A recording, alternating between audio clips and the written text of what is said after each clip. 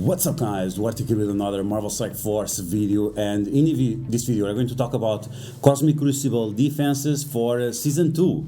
So it's about to start already on Monday and you need to set up your new defenses. So in this video you are going through which teams I'm going to put on my defense, and also take into consideration some of the situations that we have going on with the rules, because there are quite a lot of rules going on right now. As you guys know, a lot of Mystic and Mystic characters on defense, they got completely slapped, and a lot of Wakanda tags.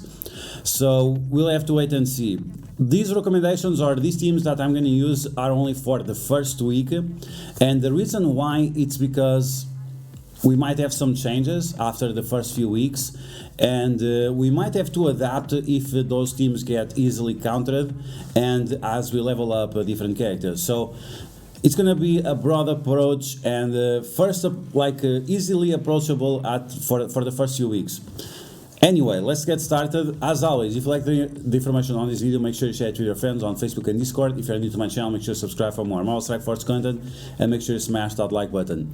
Okay, so let's move on to this situation right here. So I made this spreadsheet, I guess, where we have to remember that the magic disruptions, this is going to be the next global room. It's going to affect all rooms, all of them, right? We have the extra health, we have the extra damage for all rooms, but we also have these negative effects to Mystic characters and Cosmic Mystic characters as well.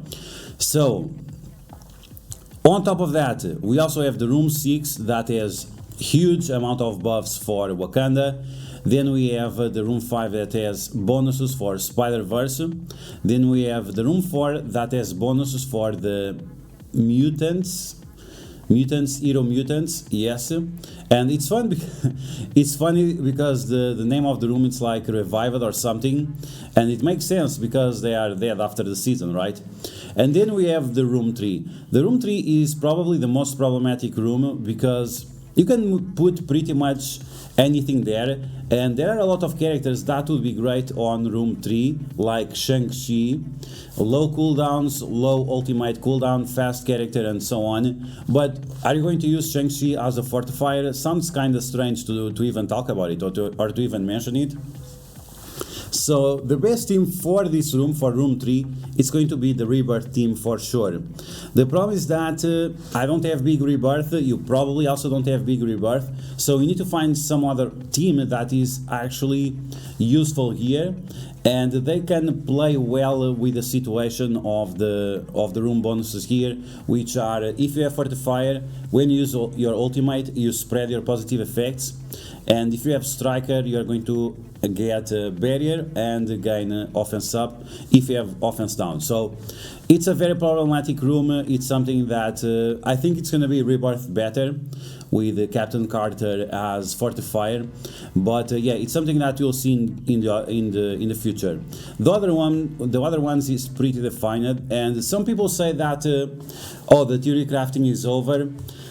Yes, true, 100%, but there is still a small amount of theory crafting that you can do. On Wakanda, you can decide who do you prefer: M'Baku, Killmonger, Black Panther 1 million BC, Bashenga, or Nakia. So your theory crafting is choosing one of those 4 characters.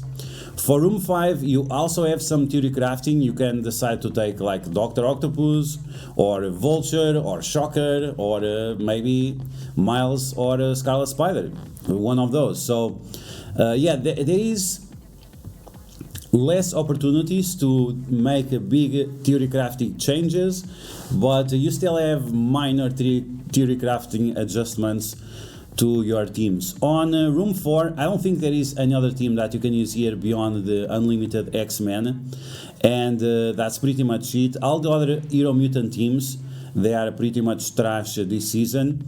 And yeah, on room 3 I already talked about. On room 2 and 1, you just want to use anything that does not have Mystic villains or Cosmic Mystic villains. So avoid any team here on room 1 and 2 that have Cosmic Mystic villains.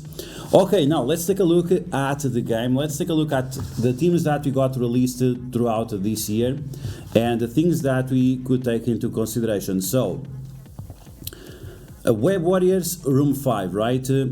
The Uncanny, they have to go for offense because they have no chance on defense. Unless you want to make some kind of hybrid team with Beast or something like that, I don't think you'll have a chance anyway. The Ravagers, they get slapped hard because Yondu is a mystic character, villain mystic. Young Avengers, keep your eyes open for Young Avengers. Then we have more mystic villains, but they are city, so it's not super problematic, but still you cannot use them on defense. You have to use them on offense if you want. Marauders, they are still way too slow, not relevant enough. Darkhold, I think Darkhold, you can use them on offense, and if you are afraid of not being able to use Strange Supreme, you can use another character instead. But yeah, you'll have to make the choice between defense or offense, and in my opinion, any kind of mystic team, mystic villain team, you have to use them on offense. A-Force, no problems here. Are they a good team to have on defense? Probably not, unless something. I'm not going to mention that something because I don't want to cause problems for myself, but there is something you can do with that team. Okay, so Unlimited, room 4, we already talked about that. Heroes Guardians, they are still too slow. Nothing of these changes benefit in anything, the Heroes Guardians. Then we have Bionic Avengers. Defense or offense, they are going to be decent because they don't have any bonuses, but also no negatives as well. Then we have Gamma. Gamma is a team that, in my opinion, you have to use on offense because of the negative effects that they will get on room 6, but also because on defense they just get slapped easily because you can go around them and one-shot them fairly easy. Underworld, some people are saying that now it's the time for the Underworld, especially on room 5. I don't think so. I don't think so. Yes, the Wakanda is gone, but now you have Astonishing X-Men on offense, and they can slap the Underworld. As soon as you get one of those minions dead, it's not going to be easy for you, and Bishop is way faster than any of these characters, so I would still not use this team. And the biggest problem is that this guy only gives HP in Alliance Wars offense. If it was everywhere, it would be great. Because it's not, they are just too squishy, and they will get slapped by many other teams. Hela and Zombie Iron Man, you have to use them on offense because on defense they're gonna get slapped. And the Tangled Web, room 5, no difference there. Wakanda, we already talked about. Dead Seed, offense, yes. And the Rebirth on defense if you have them big enough, otherwise not really.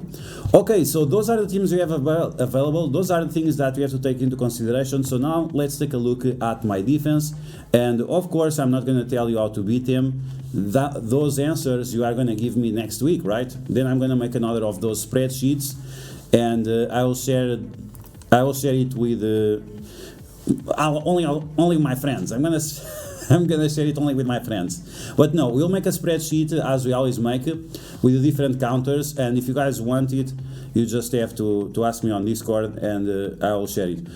Okay, so let's take a look at the defenses that I'm using. Okay, so Infinity Watch, you could use them on offense. I think I'm gonna use them on defense just to waste as much as possible the turns of the enemies. Then Bionic Avengers, like I said, they have no problems on defense, they are fine on offense, and I think that's going to be a great team. Now, something you might find new or interesting is the Young Avengers. I'm using Young Avengers with the Fortified Isolate on Kate Bishop because she's the character that is getting those evades all the time, and in my opinion, the time that she has between when she uses her special and when she uses the ultimate, that's going to be great to increase the survivability of Miss Marvel and also Squirrel Girl, because Squirrel Girl is annoying, but Squirrel Girl with evades is a lot more annoying. So yeah, this was just a way to maximize the potential of these characters. I have some investment on this team from the past, so it would be nice to see them in action with these additional buffs. And like I said, beyond the Rebirth team, you don't have many other options that make sense, right? You're not going to change the isolate on a bunch of characters. That doesn't make any sense at all. So I think this is one of the teams that makes the most sense. Then we have Unlimited. My Unlimited, they are getting pretty much maxed out. and because of that I'm gonna put them on defense. They are better on offense, but what else I'm gonna put here, and where I'm going to use them against Wakanda. Maybe I could use them against Wakanda, but once again, this is the type of answers that whoever is going to attack me is going to give me those answers, and then I make a spreadsheet and share with you guys. Then we have the Tangled Web with Miles, because he gets 20% more damage, because he's a stealth character and he's also Spider-Verse. And I also have Kingpin here to mess you up with the taunts of the minions, and also with that big offense up and defense up for all characters. So we'll have Spider-Weaver and the other characters doing way more damage. And finally we have Wakanda. I'm going to use M'Baku. I prefer M'Baku. I think M'Baku is the best, but to be honest, I think Killmonger would be a nice option as well, because he works well with AI. He always attacks the character that is most injured. So between M'Baku and Killmonger, I think those are going to be the two best options for the Wakanda on defense. So yeah guys, those are my teams, those are my thoughts about the Cosmic Crucible defense for Season 2. Once again, I'm going to use these for the first weeks, then I'm going to analyze which teams were used against me. I'm going to analyze also the stats of other content creators, what they were using, what was using against them. I'm going to make a big spreadsheet, and then if you guys want, once again, link will be in the description for my Discord, and then you guys can ask me out about this, or every time I have one of my live streams you can ask about these as well. So yeah guys, that's gonna be the video. I hope you guys enjoyed the teams that I'm gonna use for the first few weeks of Cosmic Crucible. If you enjoyed this video, as always, make sure you smash that like button. If you found information helpful, make sure you share it with your friends on Facebook and Discord. If you're new to my channel, make sure you subscribe for more Marvel Strike Force content, and I will catch you guys later.